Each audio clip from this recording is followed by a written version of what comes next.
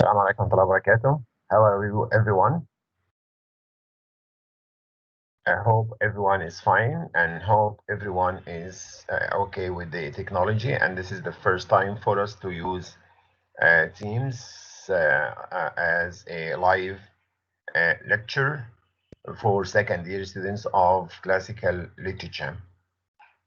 But first of all, are you there? And can you? Yes. Okay. And can you find the slide in front of you now? Is it open to you? That one? Can you see it? شايفين يا أولاد؟ Yes. ممتاز. Okay.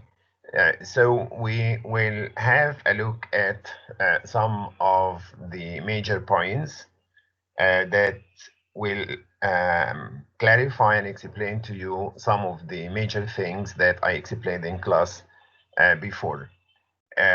قبل ما أكمل, I want to say that this is for Group A and Group B. So if you would like to join, لو أنت من Group B وعايز تعمل joining, send me a request and I will admit you إن شاء الله. ما فيش أي مشكلة خالص. أهلا وسهلا.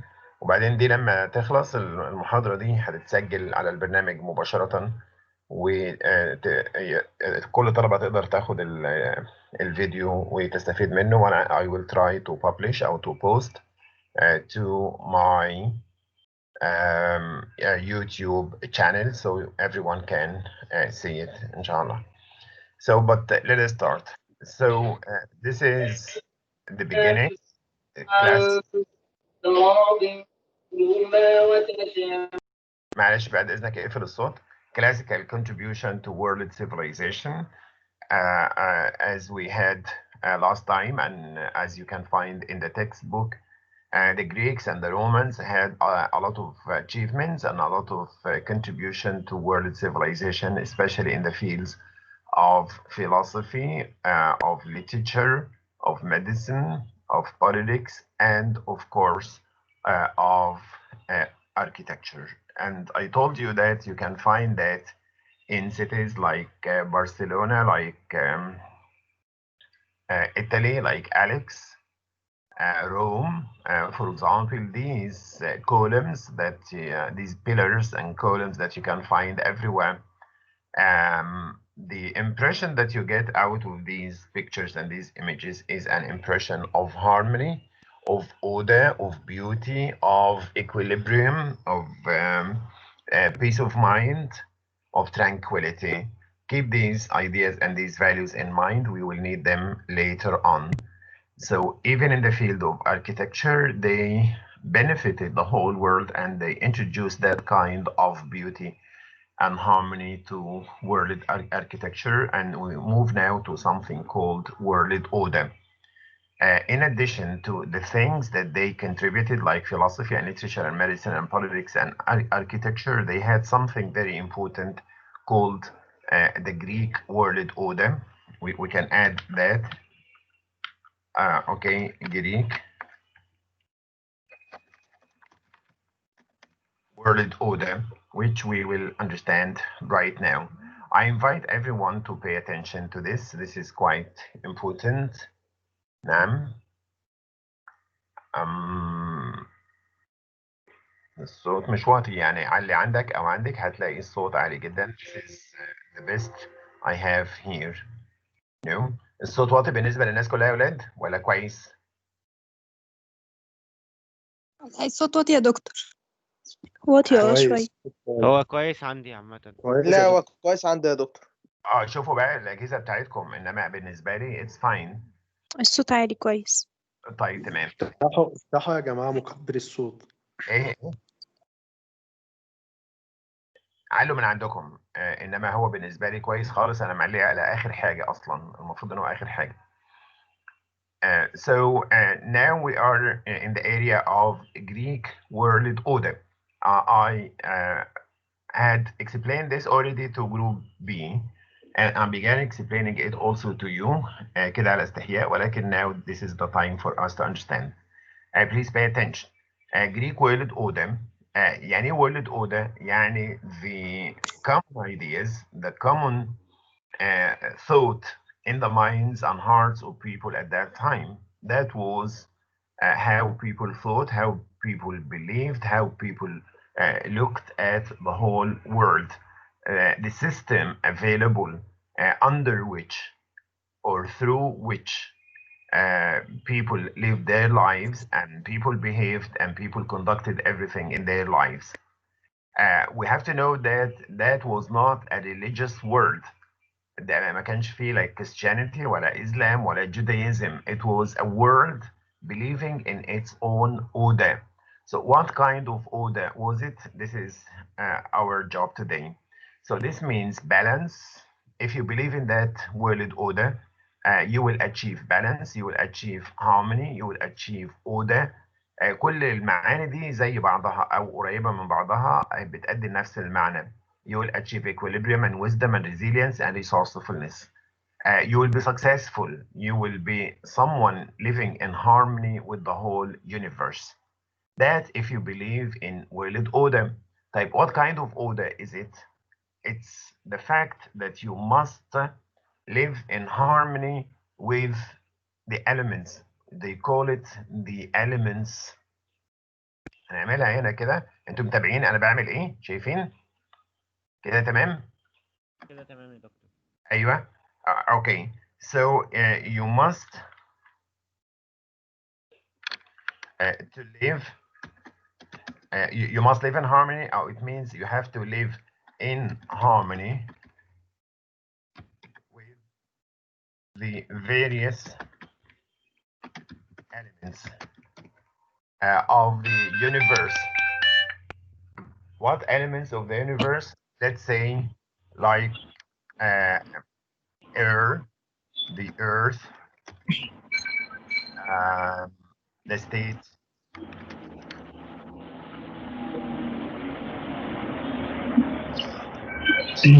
So, معلش, the state, the king, the gods. Let's say gods, okay, that's small e. The gods as well. And the most important of these is the states. This is one. We could put it in a different color, like this, the state and the gods. You have to achieve that kind of order between them. يعني ايه بقى achieve that kind of order؟ نقدر نضيف مع كلمة order بالمناسبة كلمة جميلة جدا برضو اسمها reconciliation. هو حضرتك بادئين من بدري ولا انا فاتني حاجه ولا في ايه؟ ده سؤال مش كويس، ما بحبش اجاوب عليه. طيب.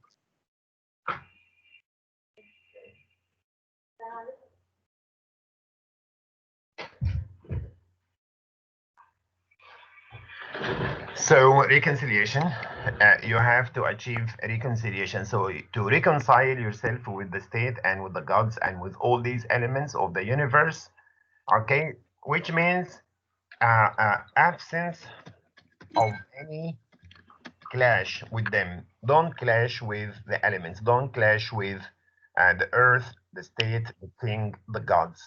Because if you clash with these things, if someone breaks this order, اللي هو فيه harmony وbalance وكده, he is going to become the main cause behind havoc, behind chaos, behind disorder, behind anarchy in the whole universe. So if you break the rule, يعني لازم يبقى فيه انسجام مع elements دي كلها. If you break the rules and if you violate, if someone breaks this order or violates this order, اللي بينتهك النظام, violates this order, he or she is going to become the main reason behind. هيبقى هو السبب في ايه بقى؟ في havoc, chaos, disorder, anarchy in the whole universe, right? And this is very important and very apparent actually in this, in the example of Oedipus, the king who became king after killing his father, getting married to his mother. Do you understand? He has done this, and this is a great crime. By doing this, he violated the Odem because he did not respect the gods, he did not respect the state, he did not respect the gods because the gods hate this. This is not sacred, this is not religious, this is not allowed for someone to kill his father and get married to his mother. He has violated the state also because he has killed the king. His father was not just the father, he was the king. But there was a lot of something that I called not only anger, it is extreme anger, and this is called wrath. What is wrath? Wrath, that is to say, extreme anger. Extreme anger، غضب وحنق شديد تجاه أي حد بيرتكب حاجة زي كده. So everyone was angry at or angry with Oedipus. All right. So what is wrath? Wrath means extreme anger.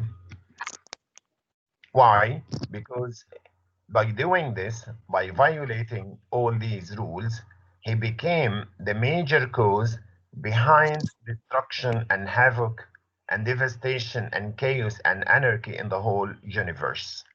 The whole kingdom suffers from the plague. Yani the result of this, the result of Oedipus committing these crimes, this double crime, is that there is a plague. What is a plague? It's just like the coronavirus, for example, a plague like the cholera or the COVID-19 that has contaminated or afflicted the whole universe. And there was also a widespread crime in the kingdom. And no one, of course, becomes happy with the king. Okay? Oedipus and his wife, his mother at the same time, have children. And after the queen kills herself, and after Oedipus removes his eyes or pops up his eyes, all right، يفقع عينيه أول ما بيعرف إن هو السبب وإن هو سبب المشكلة دي كلها. Now this is the turn of the children to suffer. Not only Oedipus and his wife suffer, but also the children. These children also meet their downfall, and the two brothers who become kings of the place, they also kill each other in battle. And the two sisters اللي واحدة منهم أنتيجيني بتحمل عنوان المسرحية بتاعتنا also meet their downfall. They are met with a lot of wrath مرة تانية اللي هو extreme anger from their own uncle اللي هو كريون اللي هو the king in the play. نيجي بقى لكريون. كريون does the same by contradicting the world order existing in his time. هو كمان runs against the state and the gods, and all the time he says very awful things against Zeus. فبالتالي النتيجة إيه؟ إن his son kills himself and also his wife kills herself, right? It's tragic on all levels. So what is the major reason behind tragedy? إن someone becomes the main cause. ليه بقى؟ Because he breaks or violates this order. تمام؟ الفكرة دي نفسها has been taken up later on. هو كل ده إيمان بريليجن، إيمان بالميثولوجي أو ما يسمى ريليجن هم اصطنعوه لنفسهم، اللي هو بيتكون من الجادز والستيت، وهو وورلد أوردر الجريكس أصلا فكروا فيه. تمام. أي حد بيخترق هذا النظام إيه اللي بيحصل؟ زي ما اتفقنا بيحصل havoc and destruction. خلاص هم ارتضوا لنفسهم هذا النظام. إيدي بس مثال، ولقى الجزاء بتاعه، والمملكة كلها لقت الجزاء بتاعها، وجدت الجزاء أو العقاب الأليم بتاعها right because of what Oedipus has done right. وكريون نفس الشيء، هو كمان تسبب في مشاكل ضخمة and he does the same insisting and contradicting that world order. his son kills himself, his wife as well, his nieces حتى Antigone and Ismene. تمام؟ طيب يعني لو if we jump a little bit later to the time of William Shakespeare هنلاقي ان حتى ويليام شكسبير right فيها نفس الفكرة. فكرة ايه؟ in the plays of William Shakespeare. سوري قبل ما نروح ل The Plays of William Shakespeare بنشوف Aeschylus and Sophocles هما كمان استخدموا نفس ال religious themes دي بتاعت ان the gods مهيمنين على كل شيء ولازم to be obeyed and reconciled. في English drama بقى later on قبل ما نروح لشكسبير خدوا نفس المعنى او نفس الاهتمام ب religious themes والlegends والميثولوجي والحاجات دي كلها وعملوا 3 انواع من الدراما morality plays, miracle plays and mystery plays والثلاثه دول كانوا في العصور اللي هي الميديفال medieval times اللي هي العصور الوسطى اوكي اللي كانت بتعتمد اصلا على قصص من the Bible do you understand talking about the lives of saints كما لو كان هو تسلسل chronological الأول classical literature being interested in religious themes and in world order نفس world order ونفس الاهتمام ب religious themes هنلاقيه في morality plays وفي miracle plays وفي mystery plays كلها تقريبا زي بعضها بتقدم moral lessons زي ما احنا خدنا كده في القصة انه literature has to teach and to delight فهم كانوا مهتمين بالتيتشنج في المنطقة دي اللي هي منطقة الموراليتي والبلايز والميراكل بلايز والميستري بلايز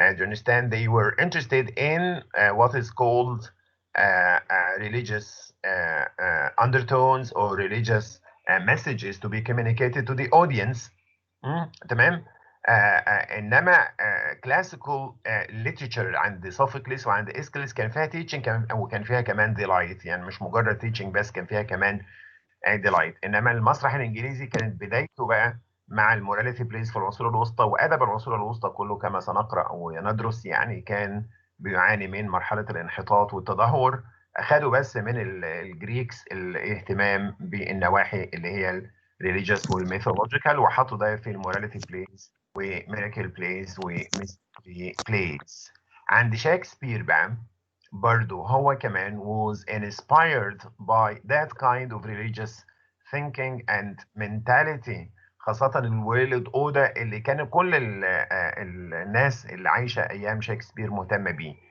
هو إيه world order برضو نفس الطريقة برضو in everyone believing in the existence of a world order والمفروض الواحد ما يتصدمش مع الكون ولا يعمل كلاش مع religion ولا كلاش مع other states يبقى living in harmony living in order living in reconciliation نفكركم مرة تانية اللي ما يعملش harmony reconciliation وorder وwisdom واequilibrium وresilience وresourcefulness والحاجات دي كلها النتيجة المبدئية على طول النتيجة المنطقية انه يبقى انتشار that kind of havoc chaos disorder anarchy in the whole universe سواء كان ايديبس بقى سواء كان كريون انتيجوني later on عند شكسبير ماكبيث for example عمل نفس الشيء واي حد و The Merchant of Venice كل الابطال التراجيك اللي تجاوزوا الاستابيليتي والاوردر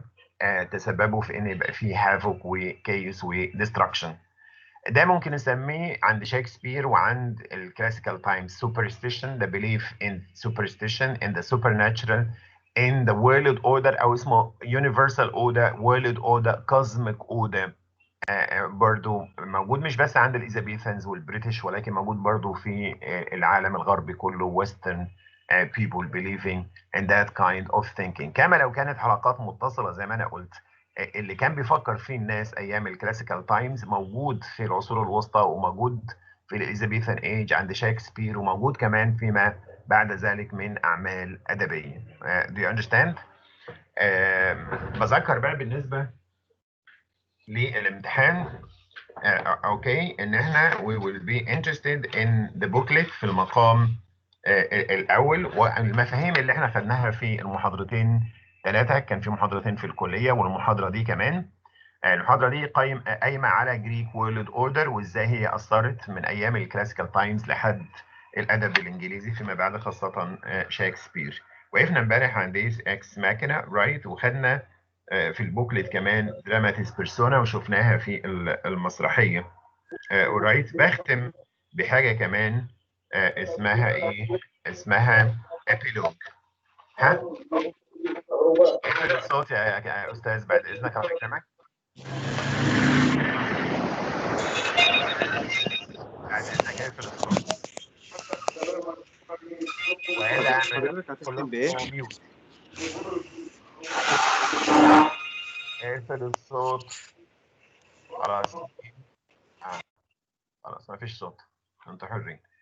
So here on page في البوكلت page 293 you have. سامعيني كده يا اولاد معايا؟ ايوه سامعين حضرتك. تمام. اسمها ايه بقى؟ epilogue. أيوة. what is epilogue؟ epilogue لو بصيت للعنوان الصغير اللي بعدها sorry the speech given to the audience by an actor after the formal action of the play is conducted. It is something like a conclusion. يعني هي ختام للمسرحية. عندنا later on حاجة اسمها prologue. هات حضرتك الصفحه اللي هي بتاعت انت جايب بس الناس اللي هم ميوت او كده. سوري مش فاهم. سيبك حضرتك من جايب اللي هو سيبك الاشخاص من بس. سيبك من اللي ظاهر قدامك. انت سامعني ولا لا؟ المحاضره مستمر تمام والاتندنس عندي موجودين، فانا عملت ميوت للكل عشان ما حدش يفتح الصوت من عنده ويلغوش علينا. فهمتني؟ تمام حضرتك. اه انما اهو لو انت بتتكلم عن الصفحه الثانيه اهو الصفحه موجوده اهو. Do you understand؟ never mind. فاحنا عندنا الناس دي كلها موجوده والمحاضره الحمد لله لسه شغاله. ف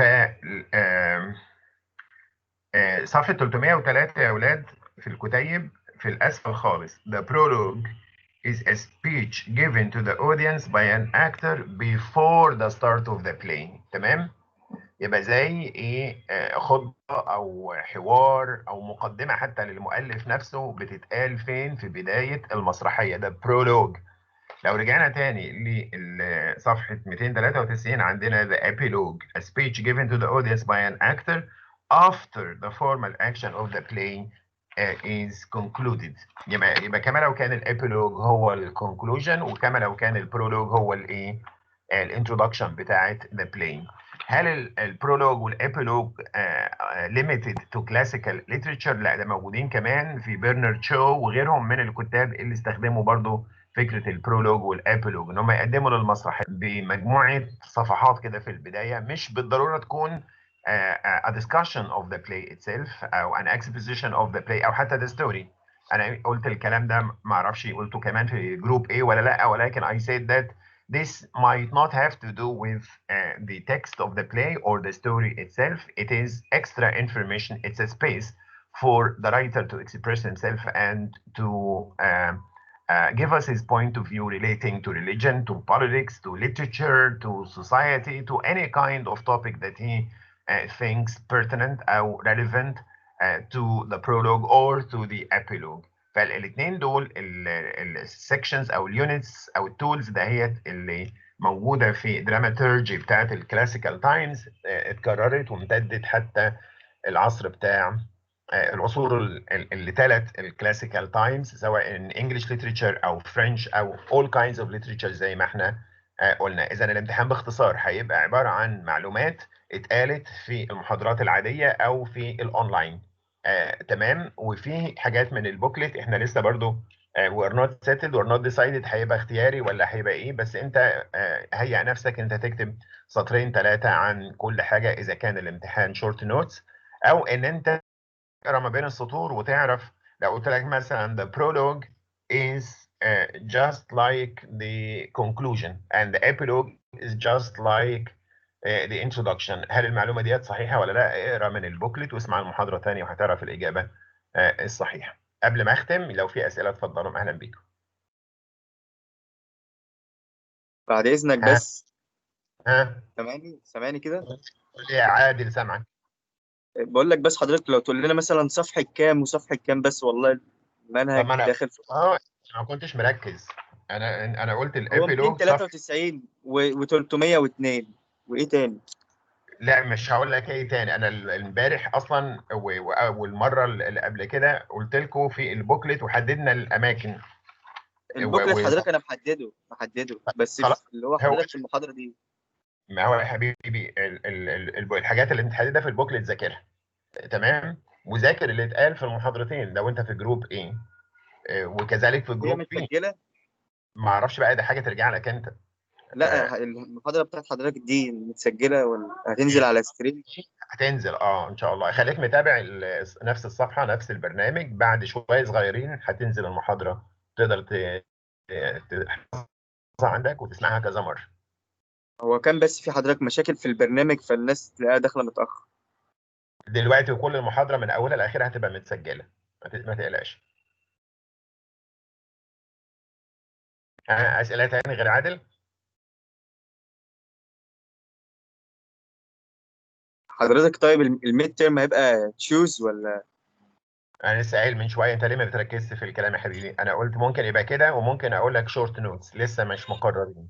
I already said this. I said we are not yet decided, we are not yet settled. فانت تبقى مهيئ نفسك للحالتين، انت تكتب شورت نوتس سطرين ثلاثه عن اجابات عن اسئله بسيطه، او يبقى في اسئله اختياري.